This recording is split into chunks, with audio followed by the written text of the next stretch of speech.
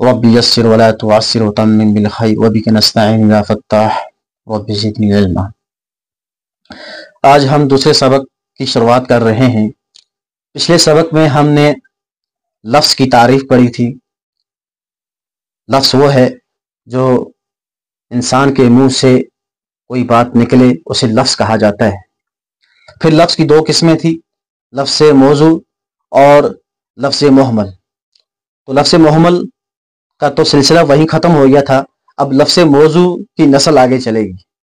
تو آج ہمیں لفظ موضوع کی دو قسمیں ہیں، پھر ان دو قسموں میں سے مفرد کی آگے اقسام بیان کی جائیں گی، ان کو ہم سمجھنے کی کوشش کریں گے۔ تو لفظ موضوع کی دو قسمیں ہیں، مفرد، مرکب۔ ہمارے منہ سے جو بھی بات نکلے گی، زبان سے جو بات ہم نکالیں گے وہ یا تو مفرد ہوگی، جیسے زید، عمر، بکر وغیرہ، مسجد، مدرسہ، سڑک، قلم، تو یہ سب مفرد کہلائے گا۔ اور مرکب کیا ہے؟ زید کھڑا ہے، زید مسجد میں ہے، میں کھانا کھا رہا ہوں، اس نے مجھ سے ملاقات کی تھی، یہ مرکب کہلاتا ہے۔ اب آگے تعریف بھی آ رہی ہے۔ مفرد وہ اکیلا لفظ ہے جو ایک معنی پر دلالت کرے اور اس کا دوسرا نام کلمہ ہے۔ اب مفرد کے دو نام ہو گئے، ایک تو مفرد، دوسرا کلمہ۔ دونوں کی تعریف یہی ہوگی، یعنی آپ مفرد کی تعریف میں وہ اکیلا لفظ ہے جو ایک معنی پر دلالت کرے، کلمے کی تعریف بھی یہی ہوگی، کلمہ وہ اکیلا لفظ ہے جو ایک معنی پر دلالت کرے۔ اب اس مفرد کی آگے تقسیم ہوگی جس کا دوسرا نام کلمہ ہے۔ کلمے کی تین قسمیں ہیں، اسم، فعل، حرف۔ یہ بہت مین قسمیں ہیں، چونکہ ان تین قسموں کو ہم نے سمجھ لیا تو ہم عربی جان لیں گے۔ کوئی بھی زبان ہمیں سیکھنا چاہیں تو ان تینوں کو سمجھنے کی ضرورت پڑتی ہے۔ تو کلمے کی تین قسمیں ہیں، اسم، فعل، حرف۔ اگر ہم سے پوچھا جائے کہ اسم، فعل، حرف کس کی قسمیں ہیں تو ہم کہیں گے کلمے کی قسمیں ہیں۔ اور کلمہ کس کی قسم ہے الٹا پوچھا جائے تو ہم کہیں گے کلمہ قسم ہے لفظ موضوع کی۔ اور لفظ موضوع کس کی قسم ہے تو ہم کہیں گے لفظ موضوع قسم ہے لفظ کی۔ تو اس طرح ہم الٹا بھی جب ہم سوال کریں گے تو اس طرح یاد رہے گا۔ اب اسم، فعل، حرف۔ اسم کس کو کہیں گے؟ اسم وہ کلمہ ہے جس کے معنی میں دوسرے کلمہ کے ملائے بغیر معلوم ہو، جس کے معنی دوسرے کلمہ ملائے بغیر معلوم ہو، اور تینوں زمانوں، ماضی، حال، مستقبل میں سے کوئی زمانہ اس میں نہ پایا جا رہا ہو۔ تو یہ دو جز ہوئے اس کے۔ اب اس کو ہم مختصر الفاظ میں اگر بیان کریں گے، اسم وہ کلمہ ہے جس کے معنی مستقل ہوں، یعنی اس کے معنی سمجھنے میں کسی دوسرے کلمے کی ہمیں ضرورت نہ پڑے اور کوئی زمانہ اس میں نہ پایا جائے۔ مثال کے طور پہ زید ایک شخص کا نام ہے، آپ جیسے ہی منہ سے زید نکالیں گے تو ہمیں سمجھ میں آ جائے گا۔ مسجد منہ سے نکلتے ہی سمجھ میں آ جائے گا، مدرسہ منہ سے نکلتے ہی سمجھ میں آ جائے گا۔ اس میں کوئی زمانہ نہیں پایا جا رہا ہے۔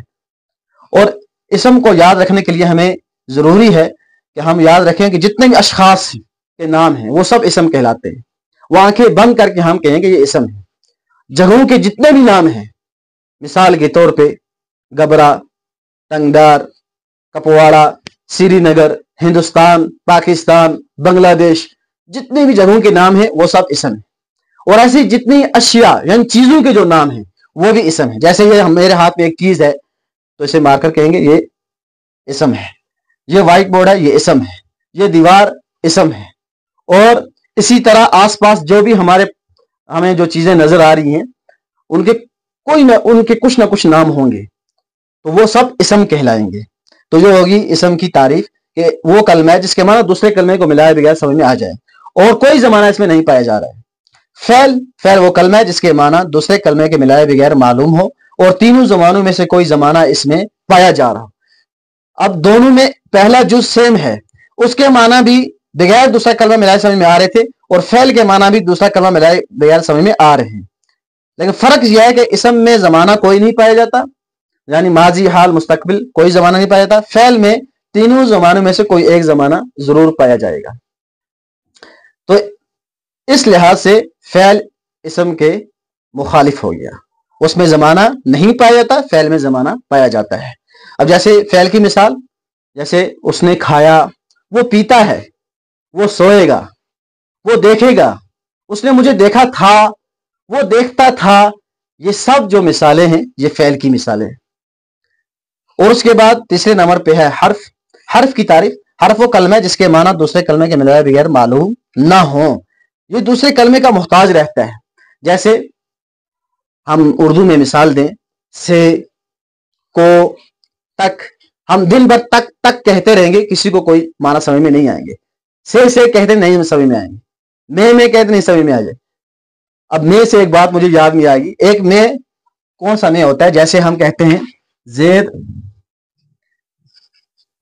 گھر میں ہے، ایک میں یہ ہے، اور دوسرا میں ہوتا ہے میں بازار گیا۔ اب دیکھیے یہ بھی میں ہے، یہ بھی میں ہے، یہ میں حرف ہے اور یہ میں جو ہے یہ اسم ہے، اس لیے کہ یہ ضمیر ہے، یہ متکلم پر دلالت کر رہا ہے، تو اس لیے دیکھو دونوں جگہ میں ہے، لیکن یہاں یہ میں اسم ہے اور یہ کیا ہے جی حرف ہے۔ اس میں کے لیے عربی میں انا آتا ہے، انا ضمیر، تو انا ضمیر اسم کہلاتا ہے۔ تو اس لیے میں سے ایک بات سمجھ میں آ گئی۔ اب ہمارے سامنے اسم فعل حرف کی تعریف آ چکی ہے۔ اب ہم اس کو اگر دوسرے آسان لفظوں میں سمجھیں گے تو یوں سمجھ سکتے ہیں کہ لفظ کی دو قسمیں ہیں، مفرد اور مرکب، یعنی لفظ کی دو بیٹے ہیں لفظ موضوع کے، مفرد اور مرکب۔ پھر مفرد کی اولاد آگے چلے گی، پھر مرکب کی اولاد ہوگی۔ اب ہم ان کی اولاد کو سمجھنا ہے، تو مفرد کی اولاد میں اسم فعل حرف ہے۔ مفرد کا دوسرا نام کلمہ ہے، تو اب اس کو مفرد کہو یا کلمہ کہو ایک ہی بات ہوئی۔ تو اسم فعل حرف یہ بیٹے ہیں کس کے جی؟ مفرد کے، کلمے کے۔ اب اسم کا الگ خاندان ہے، فعل کا الگ خاندان ہے، حرف کا الگ خاندان ہے۔ اب اسم کا خاندان آگے ہمیں سمجھ میں آئے گا، جیسے پھر آگے جا کے اسم کے جو بیٹے آئیں گے، معرفہ، نکرہ، معرب، مبنی، منصرف اور غیر منصرف، واحد، تثنیہ، جمع، تو یہ سب اسم کا خاندان ہے۔ تو ہمیں اسم کا خاندان پورا سمجھنا پڑے گا، تب جا کے ہمیں نحو سمجھ میں آئے گی۔ اور چونکہ نحوی زیادہ تر کلام کرتے ہیں اسم سے، اور اس طرح فعل کا بھی خاندان ہے، ماضی، مضارع، امر، نہی۔ پھر ماضی کی 6 قسمیں، ماضی مطلق، ماضی قریب، ماضی بعید، ماضی استمراری، ماضی احتمالی، ماضی تمنائی، تو اس کا بھی ایک بڑا خاندان ہے۔ لیکن فعل سے جو زیادہ تر کلام ہوتا ہے وہ صرف میں ہوتا ہے، علم صرف اس کے لیے ہمیں اٹھانی پڑے گی انشاءاللہ، اس کے بھی اسباق آپ کے سامنے آئیں گے۔ اور اس کے بعد حرف ہے، تو حرف کے بھی آگے بہت بڑی نسل ہے اس کی بھی، جیسے حروف جارہ ہیں، حروف مشبہ بالفعل ہیں، وغیرہ وغیرہ۔ تو بہرحال ہمیں ان تینوں کے خاندان کو سمجھنا ہے، تب جا کے ہم عربی سمجھ پائیں گے۔ جو نحو میں زیادہ تر کلام ہوگا وہ اسم اور حرف سے ہوگا، فعل کو چھیڑیں گے بہت کم، زیادہ تر اسم اور حرف میں بات ہوگی۔ اب ہمیں اجرا کرنا ہے، سمجھنا ہے مثالوں سے۔ ہم ایک اردو میں مثال دیتے ہیں، جیسے زید نے کھانا کھا لیا ہے، ایک مثال ہے۔ اب اس میں سب سے پہلے اردو میں ہم سمجھیں کہ اسم کیا ہے، فعل کیا ہے اور حرف کیا ہے۔ یہ دیکھیے زید اسم ہے اور کھانا بھی اسم ہے، تو یہ دو اسم ہو گئے۔ نے جو ہے حرف ہے، نے آپ دن بھر کہتے ہیں کسی کو سمجھ آئے گا۔ اور زید اس کے معنی میں کوئی زمانہ نہیں پایا، اس کے معنی مستقل۔ کھانا یہ بھی مستقل معنی رکھتا ہے، تو اس میں کوئی زمانہ نہیں۔ کھا لیا ہے یہ فعل ہے، یہ فعل ہے۔ اب ہم جیسے عربی میں مثال دیں گے، جیسے مثال ہم دیتے ہیں ذهب زید الى السوق، زید بازار گیا۔ اب ہمیں اس میں اجرا کرنا ہے، تو ایک اجرے کی دو قسمیں ہیں۔ ایک یہ ہے کہ ہم ہر لفظ کے بارے میں اپنے آپ سے پوچھیں کہ ذهب کیا ہے، اسم فعل حرف میں سے کیا ہے، تو پھر خود جواب دیں کہ ذهب فعل ہے، اس لیے کہ اس میں زمانہ پایا جا رہا ہے۔ اور زید اسم فعل حرف میں سے کیا، اسم ہے، اس لیے کہ اس میں کوئی زمانہ نہیں پایا، اس کے معنی سمجھ میں آ رہا ہے۔ الہ کیا ہے، تک کے معنی میں، تو اس میں کوئی زمانہ نہیں، اس میں کوئی زمانہ نہیں پایا، اور اس کے معنی دوسرے کلمے میں ملائے بغیر سمجھ میں نہیں آ رہے، تو یہ حرف ہے۔ اور السوق یہ بھی اسم ہے۔ تو اس طرح ایک اجرا یہ ہے، اور دوسرا اجرا یہ ہے جس کو ہم شروع سے لے کر چلیں گے کہ ہم پورا اس طرح اس کا اجرا کریں۔ ذهب کے بارے میں ہم اجرا یوں کریں گے کہ ذهب منہ سے نکلا ہوا ایک لفظ ہے، پھر لفظ کی دو قسمیں موضوع محمل میں سے موضوع ہے اس لیے کہ معنی دار لفظ ہے. پھر لفظ موضوع کی دو قسمیں مفرد مرکب میں سے مفرد ہے اس لیے کہ ایک معنی پر دلال کر رہا ہے. پھر مفرد یعنی کلمہ کی تین قسموں میں سے اسم فعل حرف میں سے فعل ہے اس لیے کہ اس میں زمانہ پایا جا رہا ہے اس کے معنی مستقل طور پر سمجھ میں آ رہے ہیں. تو یہ زنجیری اجرا کہلاتا ہے کہ ہم شروع سے لے کر چلیں گے. تو اس اجرا میں کیا ہوتا ہے کہ ہمیں ہر اصطلاح یاد ہو جاتی ہے.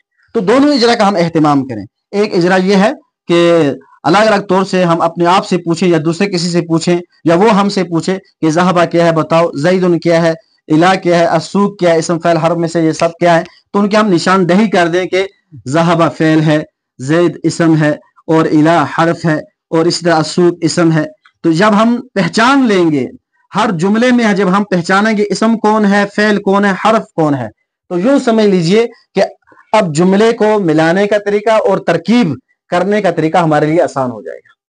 تو آج کے لیے اتنا کافی ہے. آج ہم اپنے سبق کو یہیں پہ ختم کرتے ہیں. اب انشاءاللہ ہم دوسرے سبق میں آپ سے ملیں گے.